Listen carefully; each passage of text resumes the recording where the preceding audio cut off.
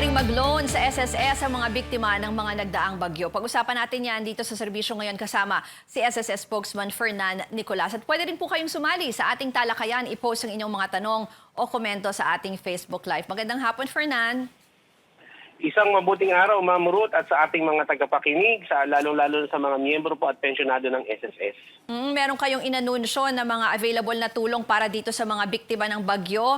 Pakikwento mo nga sa amin, ano-ano yung mga yan? Okay, tama po. Simula po sa November 27, ibubukas na ng SSS ang ating Calamity Assistance Package. Tatlo pong component ito. Number one, pwedeng yung mga currently paying members, pwede po silang mag-avail ng ating Calamity Loan.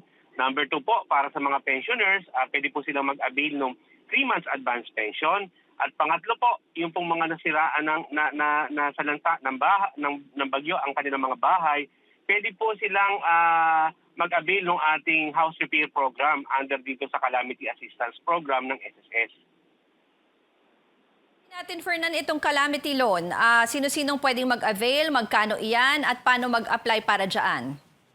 Okay po, number one, kailangan isang miyembro may at least 36 monthly contribution. Tapos po, doon sa last 12 months, prior to the month of filing, dapat meron siyang 6 monthly contribution. Ang pangalawa pong kailangan, siyempre yung kanilang SSS account, dapat nakaregister sa my.sss at naka-enroll na yung kanilang mga savings account doon sa ating my.sss. Doon po natin i-deposito yung proceeds ng loan at yan po ay gagawin, ang pag-a-apply ay through online. So wala pong pupunta sa opisina, basta po ang kailangan lang yung addressing yung nakarehistro sa SSS ay kasali doon sa mga diniklarang calamity area ng NDRRMC. So online po tayo, hindi po tayo pupunta sa tanggapan ng SSS. Okay, kasi tinitignan ko din itong listahan. Anong ibig sabihin nung dapat wala ka pang nakuhang benepisyo at dapat wala kang outstanding loans o calamity loan? Opo. Yan po ay isa sa requirement natin. Ang kailangan po, wala kang outstanding calamity loan dahil pagka po may outstanding, kailangan malinis mo na yung record mo. Pero kung ang utang mo po ay salary loan, pwede po yun. Pwede kayong mag-avail ng ating Pwede kayong mag-avail ng ating calamity loan. Yun naman pong may mga calamity loan, hindi nga kayo pwede mag-avail ng ating calamity assistance program, pero pwede naman po kayo mag-avail ng ating salary loan online. So, baliktad naman, oo. May option naman po kung hindi kayo qualified sa kabila, dito po kayo sa kabila mag-avail. Magkano ang maximum amount for that na pwedeng i-loan? Para po sa ating calamity loan is up to 20,000. Pagka naman po sa salary loan, up to 40,000. And then yung ilan payable in how many years? Paano yung interest? Pareho po ito na payable up to 2 years o 24 monthly installments po. Tapos ang interest po nito is 10% per annum, diminishing balance. So affordable po yung ating interest rate. Okay, so puntahan naman natin itong pangalawa, yung inyong 3-month advance pension. Opo, ito ay para sa mga pensyonado ngayon na yung regular na tumatanggap ng monthly pension. So kung pong meron silang immediate financial needs, pwede po silang mag-avail nito. Sa ngayon po kasi nagawa na namin yung pension para sa Disyembre, kaya ang maya-advance nyo po yung January, February, March. So yun po ang, kung sakaling magpapile kayo ngayong November 27, ito po ang pwede nyo makuha, yung January, February, and March. Tapos sa April na po magre-resume ang inyong monthly pension. Kumbaga, ma'am, i-advance natin yung 3 months nila, yung first quarter ng 2021. Hindi. So kung i-advance mo, di ba, makakatanggap ka ng yung sinabi mo nga, January, February, March, lahat yun pwedeng makuha mo ng isang balibagsakan ng January, ganun ba yun? Opo, isang bagsakan lang po yun. Hindi po January lang yun kasi baka kung mag-apply sila ngayong mga first week of December, sandali lang naman ang processing. So, much earlier than January, pwede nilang matanggap yun. Kaya lang, yung susunod, syempre, matatanggap na nila ulit. Yun na nga, yung March na or April, Opo, ano? April na po siguro dahil kung ang na-advance natin is January, February, March, yung April na ang matatanggap. Paano naman ito ma-avail? Mag-signify lang sila na gusto nilang makuha yung tatlong 3-month pension? May application form po tayo at iyan po ay madadownload sa website. Ang kailangan lang po ay mag-fill out tapos po mag-attach ng kanilang ID, yung Xerox copy ng ID, and then ipapadala po iyan sa branch. Hindi na kailangan yung mga seniors na pumunta sa atin. Pwede na po sa drop-back system yan. Bago tayo pupunta dun sa house repair, no, balikan ko lang itong kasi may mga nagpapasok na ng tanong dito about calamity loan para hindi lang natin makalimutan. Si Ken Andres, sabi niya once daw na nag-avail ng calamity loan dahil sa COVID ito bakit daw po hindi pwede mag-avail ng salary loan? Opo, pwede po COVID po mag-avail ito. ng salary loan, pwede po. Ang nangyayari po kasi yung iba, ang policy po kasi ng salary loan, i-deduct namin yung mga utang ninyo sa calamity. Since naman po, may matitira dyan kasi up to 20,000 lang yung calamity loan namin yung po salary loan is up to 40,000. Kaya definitely, meron pong matitira dyan. May proceeds po kayong makukuha dyan. Follow up ko lang ho kasi ito tanong din ng mga kasamahan ko dito sa studio. Yun nga po, yung sinabi nyo na kasi yung calamity, binabawas nyo dun sa salary loan kaya hindi rin pala matatanggap ng buo yung salary loan. Ganun po ba talaga yung proseso? Bakit po ganun? Yan po kasi ay ginawa ng SSS kasi sapagkat marami po tayong miyembro nakakalungkot man po dahil siguro sa pangangailangan nila o wala talagang resources. Kapag po nakapangutang, hindi po talaga nakakapagbayad ng maayos. So pagka dumating na yung 60 years old nila magpa-file ng retirement, full deduction po ang SSS doon sa total amount due.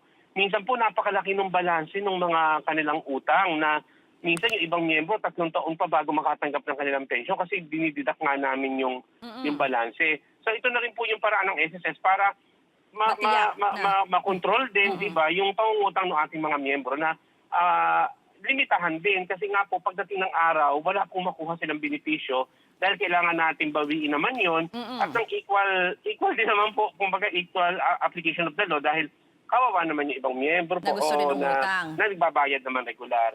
Pero ang sinasabi naman po nila, parang useless lang din daw na kumuha ka pa ng loan kasi binabawas din doon sa susunod mong loan. So parang hindi rin nila nakukuha ng buo yung pera. Parang ganun po, sir. Opo, kasi inintroduce nga po namin yung, dati po kasi walang early renewal Ang ginagawa po natin, every 2 years ang payment, 2 years po yung tatapusin muna nila, saka sila makakapangutang.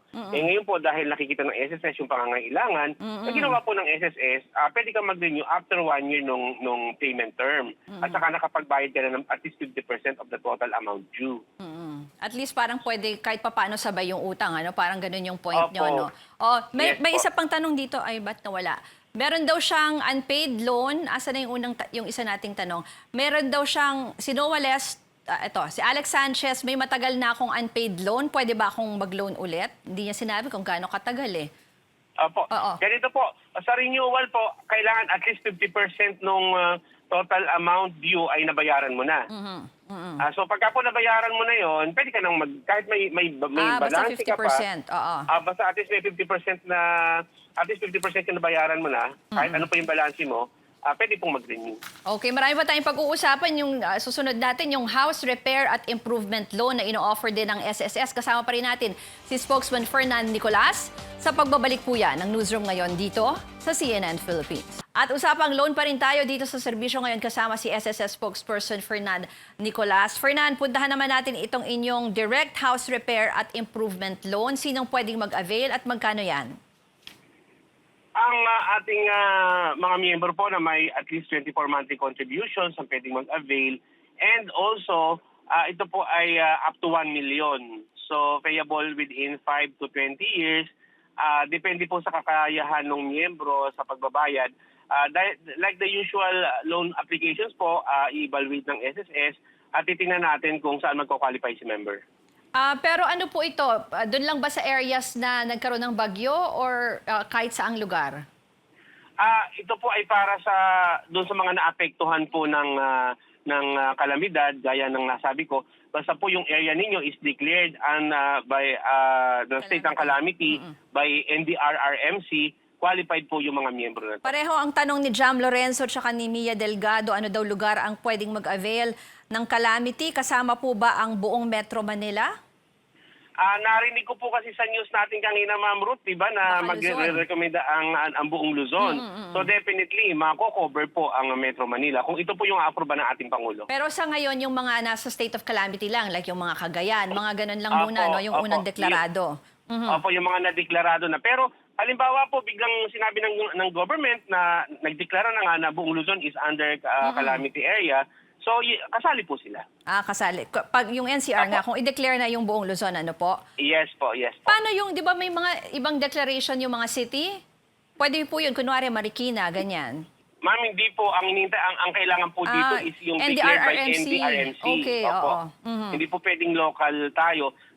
Kaya kanina nga, nung nakikinig nga po ako sa inyo, narinig ko, naku, buong Luzon pala yung magka-qualify dito sa ating calamity assistance package. Just in case, na-aproban nga ng ating Opo. mahal na Pangulo yung recommendation ng NDRRMC. Okay, puntahan natin ulit yung mga tanong, Fernan. Si Chay Canlas, base po ba sa monthly income, ang laki ng calamity loan na makukuha? Base Fixed po, to. opo, basically po kung ganun kalaki yung hinuhulog nyo sa monthly income, yun po yung makukuha. So, ang pinagbabasihan po namin yung contribution yung naihulog sa SSS. Noah Lester, pwede daw bang mag-avail ng calamity fund kung sa ngayon ay unemployed? Paano nga po yung mga walang trabaho ng several months because of COVID? Pwede lang po, basta meron silang na-meet nila yung qualifying contribution, may 36 monthly contribution, 6 of which must be in the last 12 months prior to the month of filing. So kahit po nawalan sila ng trabaho ngayon, at tinignan natin yung kanilang contribution table, qualified po. Si Lea Valensarina, saan daw makakakuha ng application for the housing loan? At ang question din ni Anglican Church Pangasinan, ano daw po ba ang requirements for the housing loan? Ulitin na lang po natin. Apo, maghintay lang po tayo. Medyo marami po yan. Kakapusin yung oras natin. Nasa website po namin. Magpunta tayo sa website at i-upload po natin kasama nung ating circular. Nakalagay po doon lahat ng application. Yung requirements plus the application form. Si Ishard, banggitin ko na lang din, Sir Fernan, sabi niya online nga daw yung application pero hindi naman daw sila nakaka-receive agad ng sagot. Pag online, ano ba yung iba nilang options? Ma'am, online po yan. Meron po acknowledgement receipt na ibinibigay. Humingi po kami ng pasensya kung medyo nagiging nadidelay minsan sapagkat sa dami pong nag-a-avail. Katulad po nung mabanggit ko lang, katulad po nung ating calamity para sa COVID-19, almost 2 million po ang nag-avail. So, isipin niyo po yung proseso ng ating sistema. Masyado pong malaki kaya hindi po kaagad nakakasagot. But definitely, pagka po tinanggap yan, ipuproseso po ng ating sistema. Okay.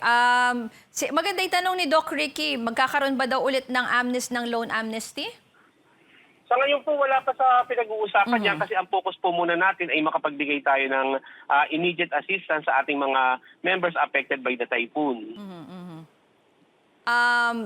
Si Sanona Anya, paano daw kung nakapag-salary loan la siya? Nung calamity loan noon, siguro she was referring to COVID calamity loan. Pwede daw ba niyang i-renew? Siguro pwede siya ganito umutang na lang. ulit. Apo, pwede po natin, Ma'am Ruth, pwedeng advise natin si Ma'am na mag-try kasi sa my.sss po, mapuproseso naman, makikita kung pwede na siyang mag-renew. Okay, ito rin yung sinabi ni Paul Ramirez, baka daw pwedeng magkaroon ng condonation sa unpaid salary loan. Or meron po bang parang restructuring? Pwede po ba yung ganon? Ma'am, kung matatandaan po natin, dahil dyan sa Bayanihan Act 2, nagkaroon po tayo ng another moratorium. So baka po yung sinasabi nila, kasi kung restructuring, nagkaroon po tayo ng 2 months reprieve uli, so pwede nilang hindi magbayad ng 2 buwan, tapos idudugtong na lang natin sa dulo yung 2 months doon sa repayment period nila. Kung pong total restructuring, sa totoo lang po, wala pa tayong pinag-uusapan nga kasi sunod-sunod po yung kalamidad. Ang na-priority ng SSS po kasi ay yung pagbibigay nga ng immediate assistance. Feli Opus, may problema daw po ba sa PesoNet? Ito naman kasi hindi pa daw niya natanggap yung pension niya. Ma'am, actually po, yung mga hindi na credit, yung po yung may mga problema sa account ng mga kanilang servicing bank. Kung pong hindi kayo nakakatanggap pa, dapat sumulat na kayo sa SSS para mabigyan natin ng pansin at mabigyan ng karapatang aksyon sapagkat magke-credit na po uli kami ngayong araw na to, yung para naman sa next batch, itong second batch. Kasi 16 po ngayon, ang release po natin every 1st and 16th day of the month. O nga, sabi niya nga parang hanggang ngayon daw, 16 na hindi pa niya nakakukuha. Nakalagay daw sa website na we regret to inform you that the application for calamity loan is only until September 14. Ma'am, yun po yung para sa CLAP. Ngayon po, sabi ko November 27 pa yung open, di ba? November 27. Sa 27 pa po nila ma-access. Kasi po, November 27 na start. Pagka po inilagay natin dyan, hindi, mag-uulit po uli sila kasi nga po November 27 pa naman ang start of filing. Okay. So, sa 27 pa po dapat nila subukan. Paano po yung mga, ito maganda yung tanong ni Noor Fati Abdullah, paano yung mga OFWs? Kasi sabi niya, pwede daw ba siyang mag-loan kung yung family niya ay nasa Pangasinan, pero nasa Singapore daw siya? Ano po kayang address ang ginagamit niya kung po ang nakarehistro sa SSS ay yung sa Pangasinan dahil may property naman siya dito, sinong nasalanta. Pwede po iyan, ma'am. Pero kung OFW talagang hindi, kasi syempre naka-deploy sila sa ibang bansa, paano po kaya yon? Ma'am, through the bank naman po yung application is online. Through the bank naman, kung may Philippine Savings Account sila, yung Peso Savings Account, pwede pong enroll nila doon sa my.sss. At doon po natin i-credit yung proceeds ng kanilang calamity loan. Huli na lang ho, paalala nyo na lang po kung sino-sino yung pwedeng mag-avail at yung mga options. At saka Sir Fernan, yun na lang, hindi po, puro online po lahat ito, no? Ma'am, yung po ating, ang calamity loan lang po online, manual, over-the-counter filing po yung ating advance 3 months pension together with the house repair Housing. po. Opo, so yung pong, for the meantime, yung po muna ang ating ipoproseso, yung ating housing loan, yung ating calamity loan online. For any more, lahat po ba ito November 27 magsa-start pa yung application? November 27 po. Yung pong calamity loan at saka yung 3 months advance pension, 3 months to run po yun.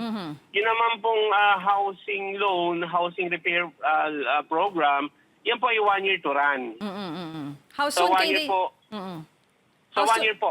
how soon Beginning November can they 27. expect the feedback po? For example, if they apply for a calamity loan? Ma'am, sandali po yan kasi on the spot processing po pagka po tinanggap ng okay. system. Pagka po tinanggap, ibig sabihin approve, ma-approve naman na yan. Tapos, hintayin na lang natin yung bank crediting. 3 to 5 okay. working days po yun. Alright. Marami pong salamat sa mga impormasyon na ibinahagi nyo sa amin si SSS spokesperson Fernan Nicolas.